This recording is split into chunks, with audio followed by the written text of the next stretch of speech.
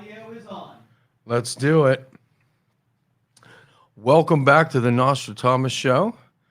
Took a week off and I had a little rant session week before that.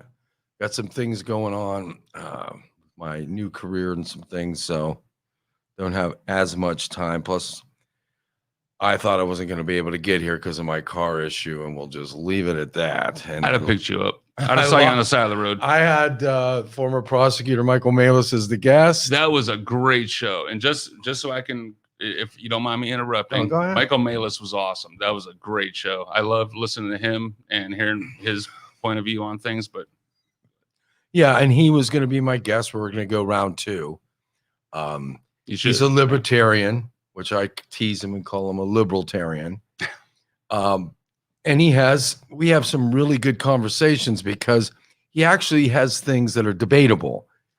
Most liberals just are sensitive. He's good at seeing both sides, right, and being good at both sides. And all they know is the talking points, and then they get all frustrated and start calling you names. Or I love the grammar issue. Yeah, I'm riding in my car typing this. Don't worry about the grammar. Okay. Yeah. What we were talking about, I got a couple things. And one thing I want to say is, if you've noticed, everything's kind of coming back to life.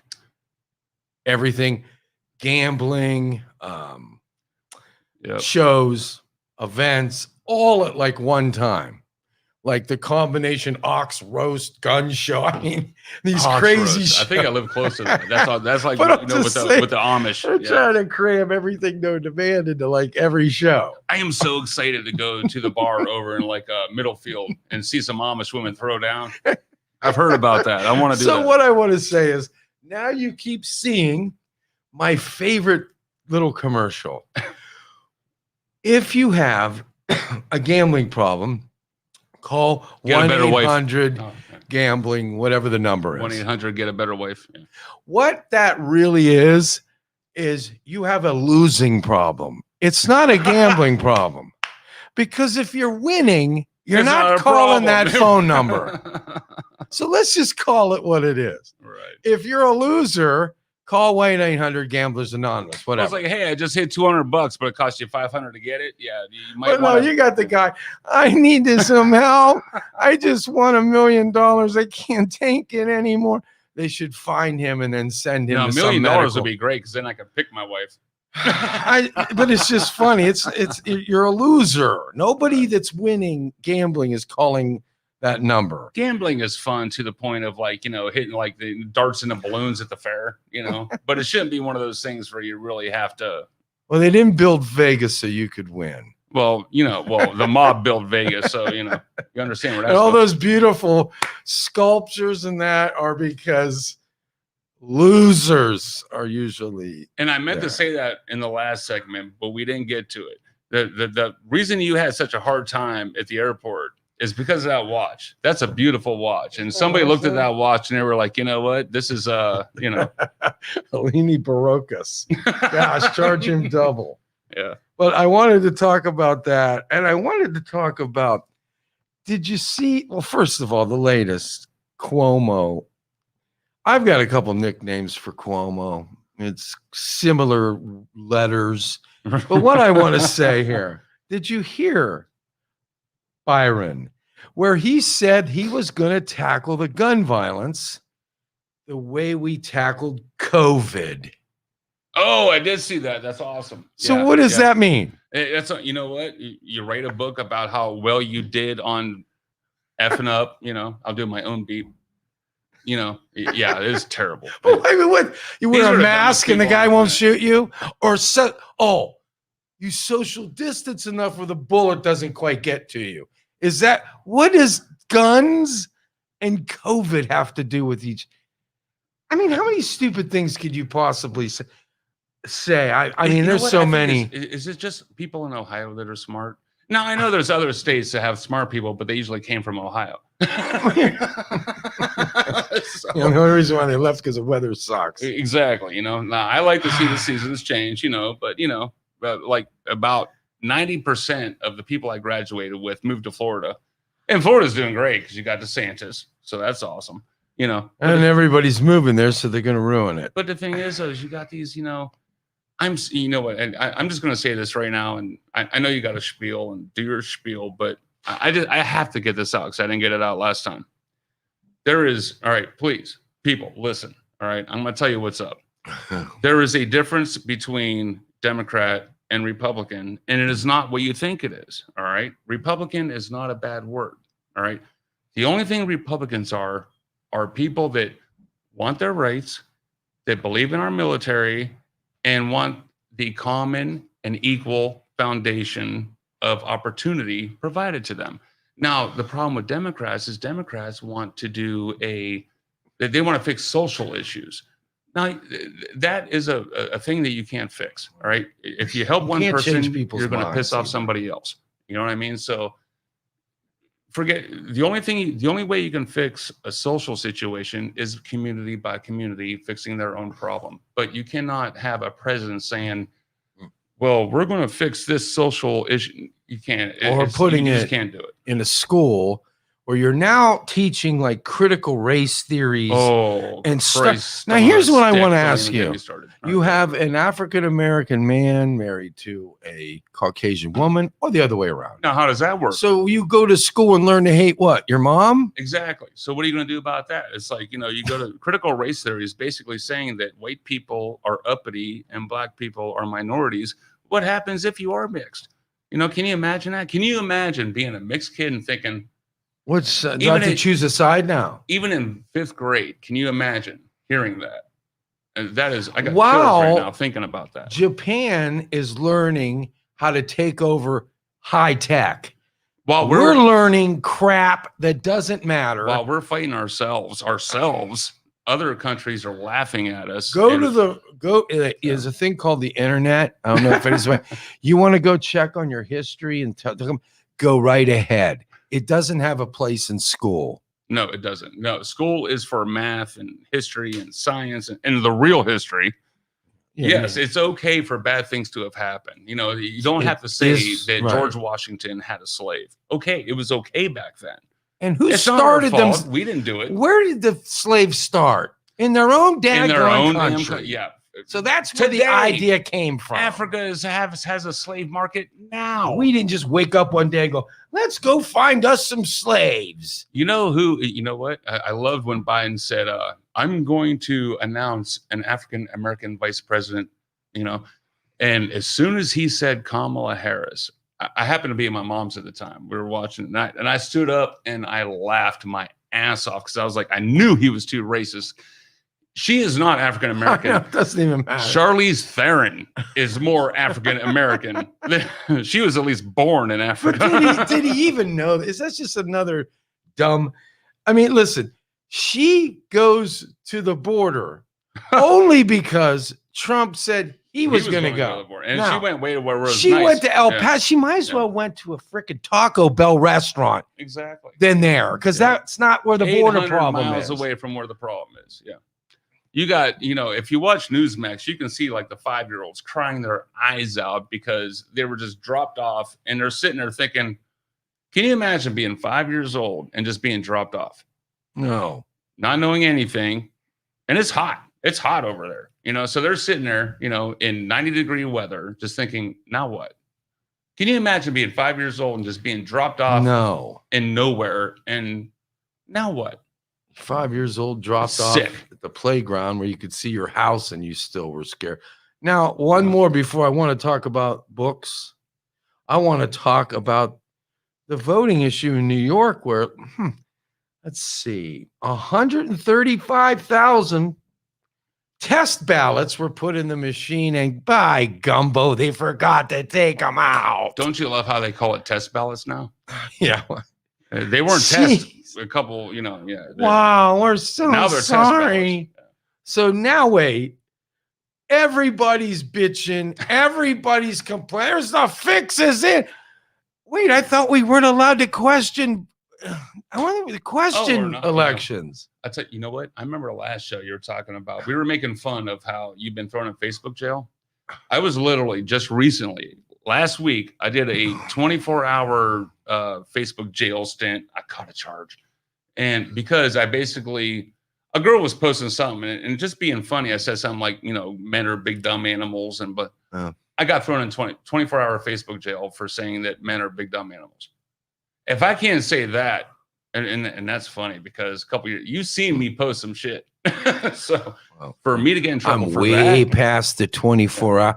I'm into the gas chamber part of the Facebook jail. I'm way past 24 hours. Just like normal. We are so good at just like we'll never stop. So let me do this before we get a little too far ahead. I wanted to tell you that I brought you a gift. Oh, and you said, and folks, please keep an eye on this because this will work on how to get on the show. I will accept gifts. Believe me. When you're talking to a like-minded person, you can like just go and squirrel, squirrel, squirrel. Yeah. So I just wanted to get this out of the way real quick. I brought you a gift. I brought you a couple books, and I did. I wrote something nice for you in the back. But and this is the book you're in. The one that you can. My lawyer can talk to your lawyer. Your lawyer can talk to my lawyer. But yes, I would love to present this to you and the missus. You said the missus was a teacher. She's a tutor. I would love for her to read that, and thank you for always being an advocate. It's nice, eh? Yeah, you're always the advocate for the underdog and for the people that are trying to come out and be entertainers, and you're always watching out for them. Need more visionaries like you. Thank you, Byron Lear. Absolutely. Well, that is very, very sweet. And I also just found out today that and the reason I'm only giving you two and not this one is because I'm hoping you like those and buy this one. Well, I'm sure we will like these. And I didn't know until today that you did everything. Oh, yeah. To put the book out. Oh, I designed the covers. I wrote it. I edited it. And that's why I want your missus to read it because I'm a terrible, terrible English student. I know she's going to look at him. She's probably going to like highlight stuff and say, "Oh my God!" Well, right away, I see the word tomatoes. Tomatoes, yeah. No, I'm just kidding. But yes, I wanted to give those to you because you, like I said, you are a great advocate for local talent, and you deserve to be noticed. Well, that is awesome, and really makes me very proud. That's very nice of you. And don't think that some of us musicians aren't out here thinking about you. We do appreciate it. Well, some do, and some have extremely bad memories. Right. The ones that drink tequila. And the ones that are extremely short memories of how much money I spent on their act that brought 20 people. You know what? I am very proud of the fact that I think that I'm the only person that never asked you I am bipolar, and there's been times at 3 o'clock in the morning, I was like, hey, I need a $300,000 loan so I can save the world. And then you'll be like, you know what? Write a perspective. Why don't we look at that tell me tomorrow? In the morning. You know how to do it. You know how to do it. So I'm going to be like, well, you know what? We'll take a long look at that. I'm going to write that down right here. And then in the morning, I'll be like, oh, dude, I'm sorry. Me and my staff are going to look at that. I promise you. Right. A long look at that. But no, that's awesome. We do appreciate you doing what you're doing. I'd like to. I also want to talk about all the shows that are coming back.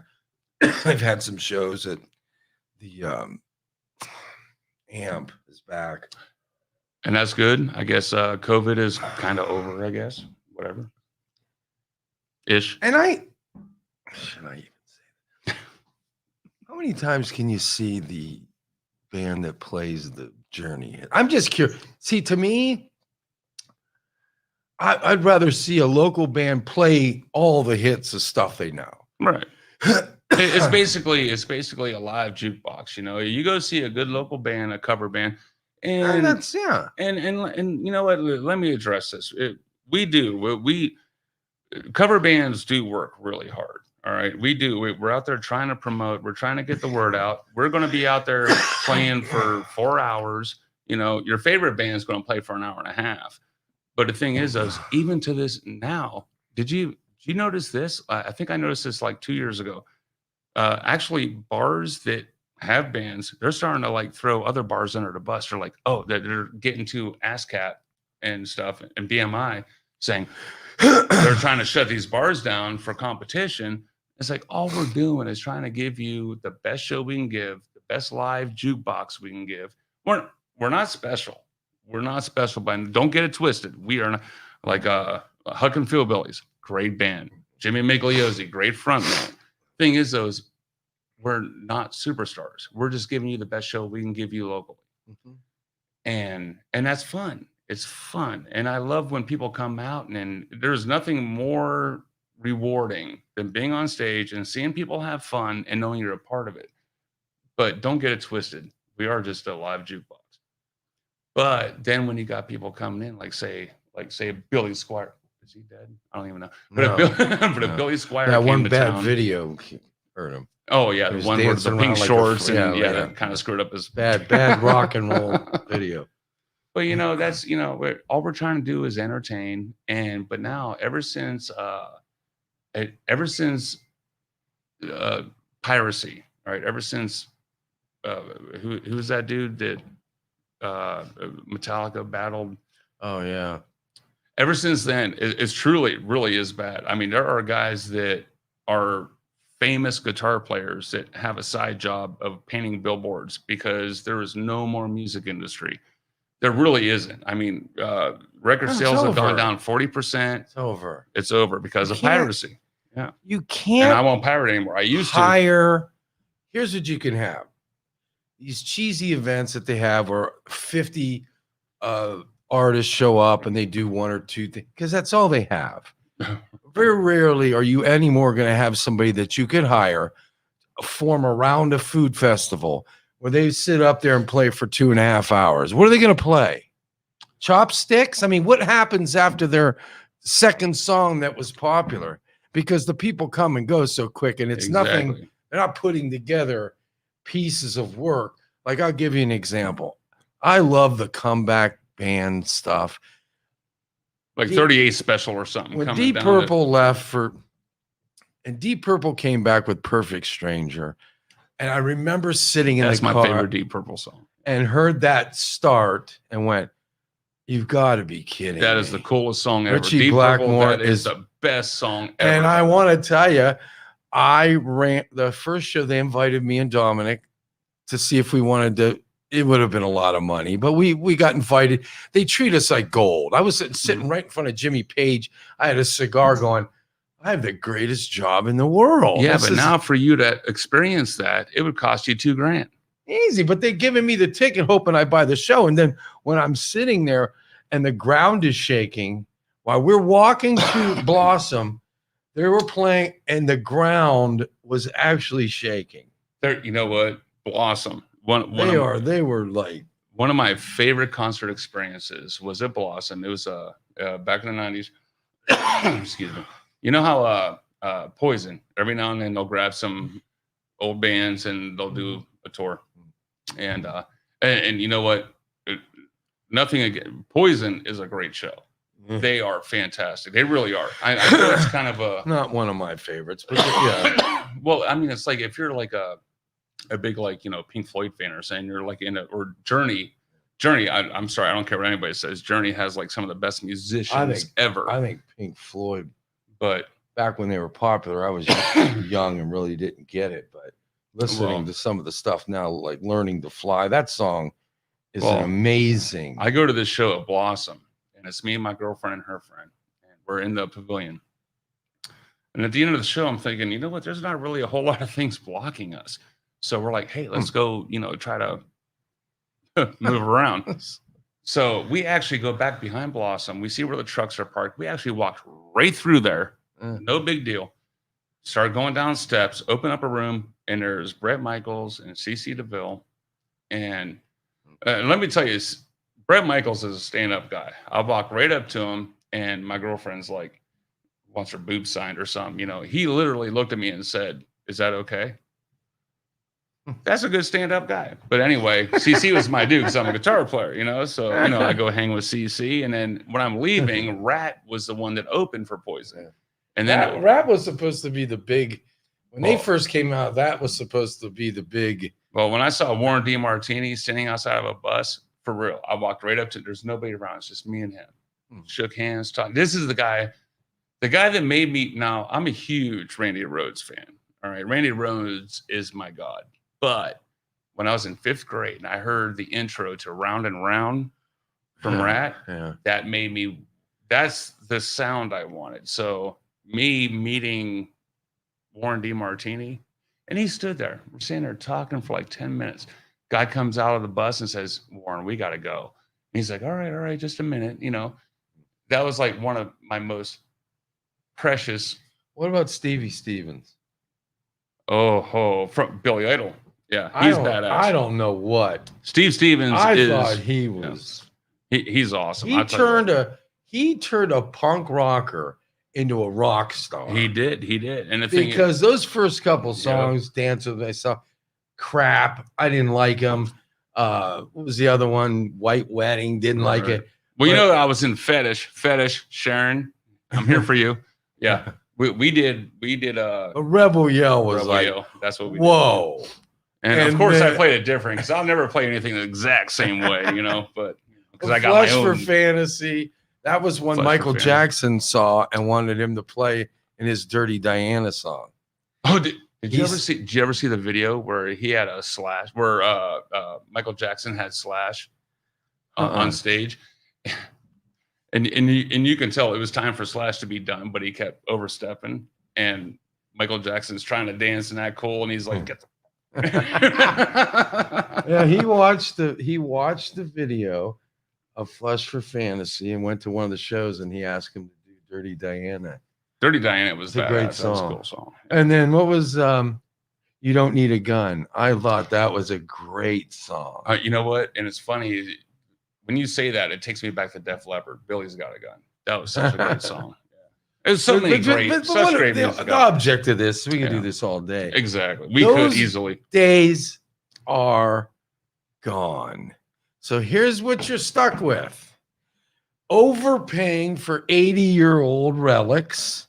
Yeah. Or you don't want to pay $400 for a ticket to see when a they 60 start having fake bands for fake bands, then wait a minute. And then your favorite bands, they got like the 20-year-old drummer because the original can't keep up. What I'm saying, that's even fine. As long as the lead singer's there, I don't give a rat's hind end who's behind you. Right. You can put up cutouts right here.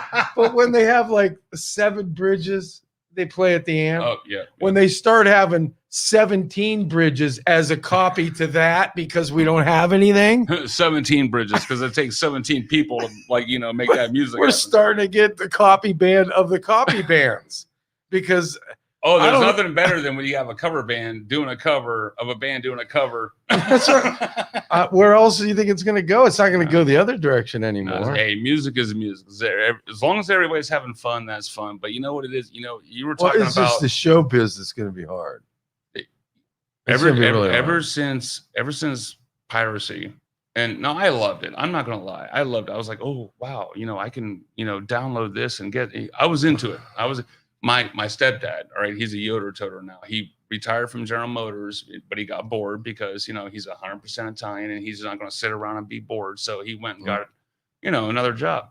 Well, believe it or not, this is funny. The Amish, they would send me lists. Everything from like DMX to Metallica because they wanted me to make them CDs. Yes, the Amish are cool, just so you know. But anyway, that would happen. I'm just like, you know what? This is wrong. When Metallica did that fight against Napster, and there were a lot of people behind them. They just didn't want to get into the politics of it and be like, because everybody would start smashing CDs, Metallica CDs over it. If you knew how many people were behind them, but we're just too scared to get into it. But I did. I quit pirating because I believed in it. I'm like, look, we have no right to say how much money you can make. We have no right to say, but now look at it. How much does it cost for you to go see a Def Leppard concert? Probably $400 for nosebleed because there's no record sales. They're down 40%, and that's 10 years ago. 10 years ago, it was down 40%. Exactly. So that's why they're reselling LPs now. Exactly. So what everybody's going out to do a live show, that's the only way they're making music now. So when somebody says, I can't believe it's $200 for a ticket, it's like, well, that's because you're not buying their album. Yeah. Makes sense, right? And it's a tug of war. Listen, before they started playing at casinos, there was a lot. You could get a couple $1,000. They were routing through. Hey, I'm on my way to David Lee Roth played at Warren Packer Music Hall. Hmm. They paid him $11,000. He was coming through, put on a show, and he was doing the eat 'em and smile thing, whatever. Mhm. You aren't gonna get. Listen, you aren't gonna get the fifth version of the Beach Boys for under $25,000. It's so funny you said David Lee Roth, and I don't know if I brought this up on the last show or not, but my first big concert, I was a teenager, and I went and saw Poison open for David Lee Roth. And that's back when he had Steve Vai with the hard guitar. Yeah. Uh-huh. And I was so excited for it because I'm a guitar player. Yeah. So I can't wait to see Steve Vai. You know? Now, Poison was great, of course. And I have seen Poison like 12 times. That's why I was saying earlier, they really do put on a good show. But this is back when they were starting out. You know, they did their 45-minute set, and then David Lee Roth came out, and it was it Eat 'em and Smile? I think it was Eat 'em and Smile. I believe it was I think it was that. Yeah. And he did. You know, he come out with the hard guitar, and I'm thinking, yeah. But Skyscraper tour. Skyscraper, that's what it was. And the thing was, is he was so arrogant, and so it was. I love loud. You know, I'm a musician. I love loud, but it was so loud that it sounded like shit. All right. And then Steve Vai comes out, and David Lee Roth's talking like, "Stick with me, kid. I'll make you a star." And that kind of, I started going to go buy a beer, buy a shirt. I didn't even pay attention anymore. You know, I respect David Lee Roth for what he's done in music. I do think he's cool as hell, but that was probably my worst concert experience, was seeing David Lee Roth. Well, he was my favorite. And well, you out sound of the like million I did. You should do their I shows. do a great imitation of him too. Yeah, that's what I'm saying. But he was so humbled by then that he was. I bet now he's probably awesome. But when I saw him, there's no doubt he was. It was like flamboyant. 86 or 87. He was one of the nicest, and I've done a million things. He didn't ask for anything. He went out and did. And Fast Freddy and I talk about this all the time. Oh, I noticed it was on Y103 now. So I'm Fast Freddy. I'm glad to see you're still working. It was one of the best shows we ever saw, and we've seen a zillion of them. But nobody expected him to come out and play Van Halen songs like that, one right after another. No breaks, no the crowd singing crap, no melodies where they put songs together so they don't have to sing them. You know what's weird is awesome show. I don't mean to slam on Van Halen either, but when David Lee Roth does a show, I do have to give it up to him that he will do more of his songs, and he'll throw in some Van Halen, you know. Yeah, but he should. He wrote a lot of them, but he's not trying to like step on their, you know, go on their heels.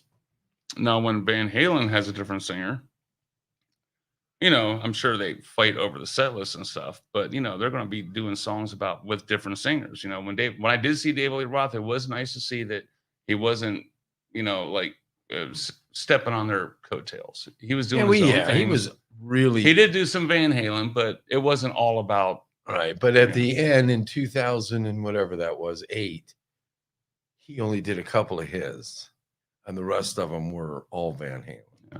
Like he did a couple of his really good, just like Paradise and things like that. People love his voice, you know. It was an awesome show. And you know, I forgot to mention.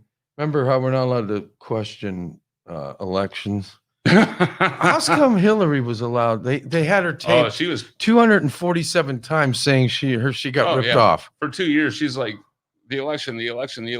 But you know, now that Trump says it, it's guy, like, oh, why are you asking about it? Well, why did people are so damaged over? Look, I thank you for these.